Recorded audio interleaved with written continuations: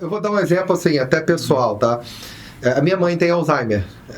E, assim, ela tá num grau intermediário, assim, tá bem lúcida ainda, mas já tem comportamentos, assim, que flagrantemente já são identificáveis e tá com diagnóstico. Uhum. Num determinado momento, a gente percebeu, e até em conversa com o neurologista, tem uma coisa do Alzheimer que parece que quando você entra em conflito, a pessoa quer fazer uma coisa e você, não faça, aquilo gera um nível de agressividade muitas vezes maior e pode virar algo até grave, assim. Então, normalmente, é melhor você, com o jogo de cintura, e não contrariando a pessoa, nunca tentar contrariar, bater de frente 100%. Porque bater de frente com um paciente de Alzheimer, eu já entendi que é a pior coisa possível. A pessoa fica confusa, ela começa a entrar numa repetição e entra num episódio que eu imagino que talvez seja uma crise semelhante a um garotinho autista, alguém que tenha esse mesmo espectro. Mas assim, então a gente nunca bate de frente porque ela tende a ficar agressiva. Mas, de alguma maneira, é importante diversificar um pouco a rotina dela, enriquecer um pouco. Então, tira um pouquinho de casa, vamos tentar fazer um esforço para tomar um coco na praia, vai não sei o quê. Porque se deixar, a demência, ela se instala na pessoa, a pessoa fica, sei lá, parada numa televisão o dia inteiro. Ela fica... E parece que quanto menos estímulo, mais profunda a demência, parece que ela vai se apossando da pessoa. Estou dizendo isso para dizer que é importante para o paciente de autismo ter essa diversificação ou não.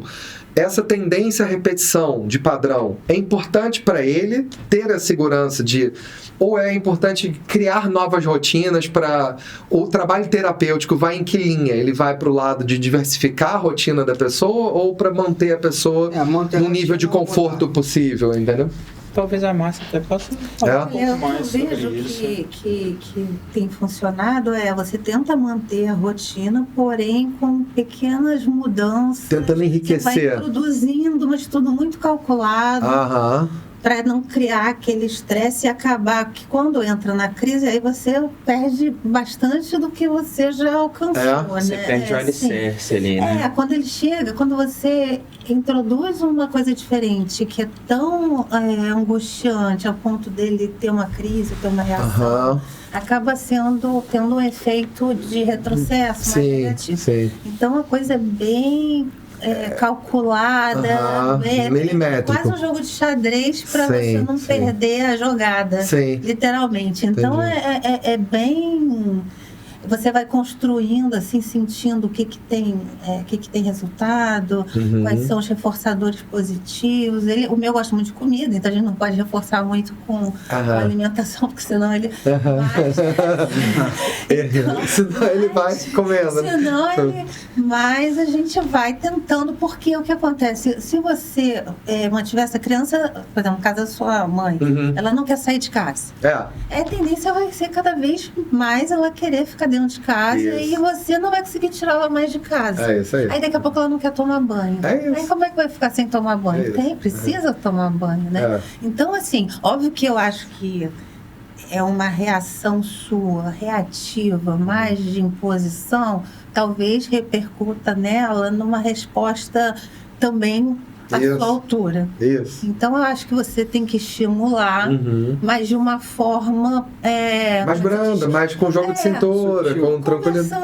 Tentando negociar. É quase uma negociação, eu acho, né? Funciona muito, é muito engraçado. Não vai ceder àquela situação de não tomar banho, não sair de casa, que é a tendência natural né? E ela vai infantilizando também. Eu vou dar um exemplo, assim, hoje em dia é engraçado, a gente, quando eu quero convencê-la de alguma coisa, eu vou pelo contrário, eu vou do tipo, como se fosse uma coisa proibida. Vamos lá tomar um sorvete, como se fosse escondida, ela... Vamos. Aí ela topa. Então é sempre pela negação, entendeu? Parece meio um pouco infantil o comportamento da transgressão, que é tão atrativo, porque é uma coisa nova. Então, vamos lá em tal lugar, a gente pega e toma um coco e depois... Só de mudar o tom de voz funciona muito, assim. E ela, beleza, saiu de casa, tá na rua...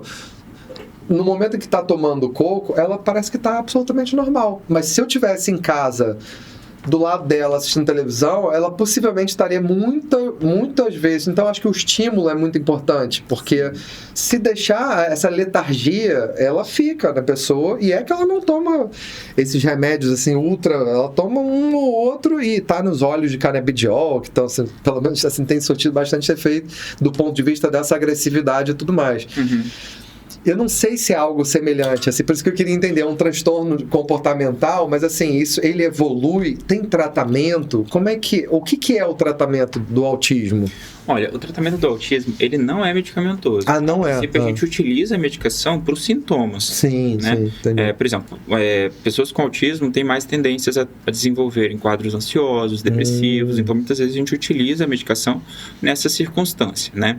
Eventualmente existe uma alteração comportamental com agressividade, e aí a gente precisa lançar mão de outras medicações. Então as medicações entram nesse contexto.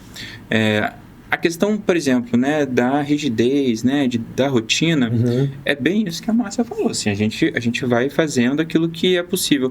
Eventualmente, a flexibilização cognitiva, que a gente chama, né, de flexibilizar as possibilidades que aquele indivíduo tem, é muito importante, porque assim, todo ser humano precisa de uma certa flexibilização, né? A gente precisa de estar fazendo coisas, caramba, deu errado isso, vamos para outra coisa, então. Então, isso é uma adaptação importante para a gente. Agora, não existe família que suporte também ter que ficar mudando rotina daquela pessoa o tempo todo. Claro. Eu digo isso porque eu já vi isso, né? Não, tem que mudar, tem que mudar. Pô, peraí, calma aí. Vamos deixar o moleque Acabei de me adaptar àquilo, né? Como é que eu já tenho que mudar de novo? Deixa, vamos lá, vamos deixar ele um pouquinho nesse tempo aí, depois a gente vai mudando outras coisas. Então, faz parte. E aí a gente vai identificando, né? Por exemplo, se a criança tem o autismo associado ao TDAH, a gente trata o TDAH porque realmente é uma condição em que a medicação tem um efeito muito importante, né? E assim a gente vai tratando comorbidades. No autismo a gente trata mais comorbidades. E aí a gente vai colocando, né, recursos subjetivos, recursos mentais para aquela criança, para aquele adolescente.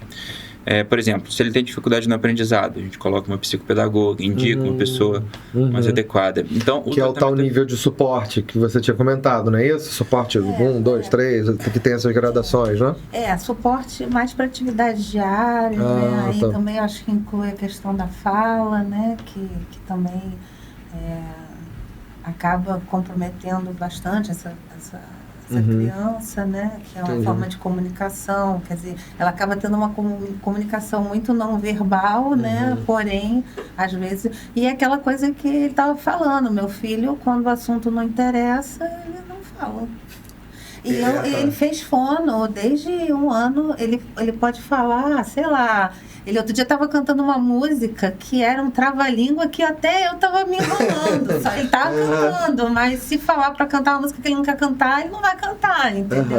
Então é aquela coisa de fazer o que é da motivação, o que é do interesse, né? Ele não existe o que não existe essa coisa de ter que fazer porque tem que fazer. Essa é uma frase que não, assim, eu tenho que fazer, eu tenho que estudar matemática porque eu tenho que estudar matemática. Não, eu não gosto de matemática, eu vou estudar. Então, é mais ou menos assim. Tem situações que, olha, pesam, tá? Às vezes tá chovendo, não, mas eu sempre faço o caminho andando. Não, mas hoje tá chovendo. Tá chovendo canivete lá fora. Aí vai querer andando. Às vezes acontece, já aconteceu, já aconteceu de irem, né? Porque é melhor não contrariar nesse ponto, né? Não, nessa situação eu achei que foi ruim, assim, não era... mas assim, aconteceu isso, como que a gente vai fazer para evitar que isso aconteça novamente? Então é através dessas mudanças de nuance que a gente vai conseguindo também ter esses avanços, sabe? Então é muito importante. Uma coisa, né, que até vale a pena falar um pouco mais, a questão da dificuldade na comunicação social no autismo, ela tá ali central, né? É um dos sintomas centrais. E o que vem isso, né? O que advém disso? É uma dificuldade, por exemplo, de desenvolver a fala com o intuito de comunicação. Porque eu poderia estar aqui na sua frente falando um discurso aqui em turco, por exemplo, sem que você estivesse se comunicando comigo. Então, não é só a questão da fala. Existe a fala e a intenção de comunicar uma coisa a outra pessoa. Perfeito. Então, principalmente essa intenção de comunicar é que ela é mais defasada. Né? Então, às vezes, tem criancinhas lá no consultório de 3 anos que falam inglês. E falam bem, assim, né? Consome material em inglês do seu interesse, mas esse ela inglês... não quer comunicar com você. Não, mesmo que você fale inglês com ela, elas não falam com você. Às vezes, ou contam, né? 1, 2, 3, aí vão contando, assim. E aí você tenta entrar na contagem também, aí... Às vezes elas devolvem um número para você, dá até para identificar alguns padrões, assim, quando a gente vê. Eu acho muito curioso isso. Mas não tem o intuito de se comunicar, sabe? Então, isso é uma coisa muito centralizada, assim, dentro do autismo. E que com fono, né, muitas vezes a gente consegue estar ali mitigando esse prejuízo. E aumentar essa troca, de alguma maneira, é isso? Aumenta. O objetivo do tratamento é justamente isso. E muitas vezes a gente consegue. Vai liberando a comunicação, né? E para a criança que você já esgotou todos os recursos e, de fato, é uma criança não verbal, você tem alguns meios de comunicação alternativa que também, quando a fono verifica que, né, que já não tem mais, ela começa a investir nessa outra linha de comunicação. Que tem um tipo de terapia... Corpo, talvez linguagem corporal. Agora tem vários recursos, né? Agora com essa parte toda da tecnologia, cada vez mais tem aparecido recursos... Essas possibilidades de interação, né? Com a tecnologia. Antes tinham uns cartões, né? Que chamavam de PEX, né? Isso mesmo. E aí isso, cada vez que a tecnologia vai se ajustando, é o que vai surgindo de novo, né? É um tipo de terapia que tinha como objetivo trazer uma certa autonomia para pessoas que têm autismo e que não tinham esse recurso da comunicação, da fala verbal. Né? Então, é um certo tipo de treinamento em que a pessoa ela carregava cartõezinhos assim para dizer daquilo que ela precisava. Por exemplo, preciso de ir ao banheiro, né, vai comer alguma coisa. Então, falava-se através desse suporte. É um tipo de terapia específica para aqueles que são não verbais, no caso, não conseguem verbalizar.